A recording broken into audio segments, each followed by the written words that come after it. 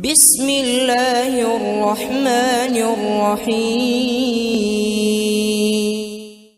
Bolehkah hutang puasa dibayar dengan cara memberi makan fakir miskin saja? Jawabannya ada yang boleh, ada yang tidak boleh. Tapi defaultnya adalah sebenarnya mengganti hutang-hutang puasa kita itu bukan dengan cara memberi makan fakir miskin. Itu hanya khusus kepada mereka yang memang tidak mampu puasa untuk seterusnya. Jadi misalnya ada orang yang sakit gitu ya di bulan Ramadan. Dia tidak bisa puasa selama Ramadan 30 hari. Tapi nanti kalau sakitnya sudah selesai, maksudnya sudah sembuh, maka kan dia bisa puasa tuh. Itu dia tidak boleh hanya mengganti dengan cara membayar fidyah, ngasih makan fakir miskin. Tidak boleh. Dia harus puasa. Karena dia mampu puasa. Nah, mereka yang boleh untuk membayar fidyah itu adalah orang yang pada saat Ramadan dia tidak puasa, entah karena dia sakit atau musafir atau apalah begitu ya.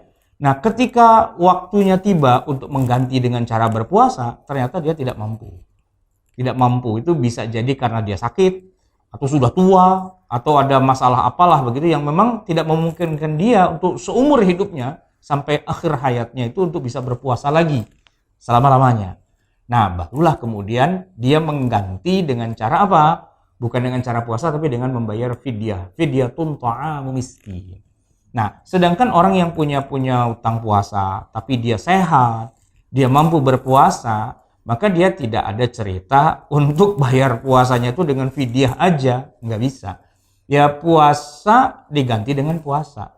Sebagaimana sholat diganti dengan sholat, puasa diganti dengan puasa. Jadi tidak ada cerita puasa itu kita tinggalkan karena satu uzur tertentu, lalu gantinya dengan bayar fidyah. Ya memang ada sebagian orang yang berpikir bahwa kan dibolehkan dalam Al-Quran. Wa 'alal ladzina yutiqunahu fidyatun ta'amu miskin. Iya, benar. Tapi ayat itu, ya bagian itu tuh muncul setelah Allah menyebutkan afaman kana minkum maridan aw 'ala safarin fa'iddatun min ayyamin ukhra. Setelah ayat yang bicara tentang orang sakit, orang musafir yang harus iddah, menghitung berapa jumlah hutangnya, diganti dengan cara berpuasa lagi di hari-hari yang lain. Jadi kalau boleh kita bilang bahwa defaultnya, ya intinya adalah utang puasa itu dibayar dengan puasa, bukan dibayar dengan fidyah atau memberi makan fakir miskin. Nah, cuma berubah hukumnya ketika mau bayar dengan puasa kok dia tidak mampu. Tidak mampu karena sakit, tidak mampu karena satu dan lain hal, tidak bisa lah ya, tidak memungkinkan, orang udah tua sekali, udah nggak bisa ngapa-ngapain, Ramadan nggak puasa, habis itu juga lebih nggak bisa lagi kan untuk mengganti dengan cara puasa. Nah, disitulah kemudian dia mengganti dengan cara membayar fidyah. Tapi kalau dalam konteks kita mau membantu fakir miskin, sebenarnya bantu-bantu aja. Ya, cuman kita nggak menyebutnya sebagai fidyah ya, atau sebagai pengganti dari puasa yang kita tinggalkan. Bantu-bantu aja. Ya, dan nggak usah hitung-hitungan kalau mau bantu itu. Nggak usah misalnya harus dijadikan sebagai zakat gitu. Nggak.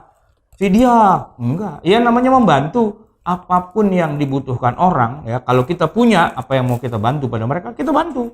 Mereka butuh makanan, kita kasih. Mereka butuh obat, kita kasih. Butuh masker, kita kasih. Hand sanitizer kita kasih, butuh sembako kita kasih, apapun yang bisa kita punya, asal jangan kasih bini kita aja, oh bini kebanyakan nih kita bagi dah, nggak boleh gitu ya.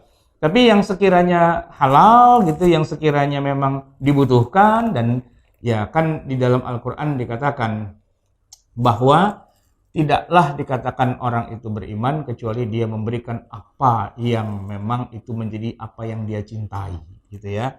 Nah, jadi kalau kita mencintai harta kita dan lebih gitu ya, kita bagi pada orang lain gitu, itu akan lebih baik. Tidak harus dipaketkan menjadi zakat, tidak harus dipaketkan menjadi yang namanya fidyah. Tapi realistis aja, begitu orang butuh, ya kita kasih. Semoga itu menjadi amal terbaik kita juga di yaumil qiyamah. Wallahu a'lam bishawab. Assalamualaikum warahmatullahi wabarakatuh.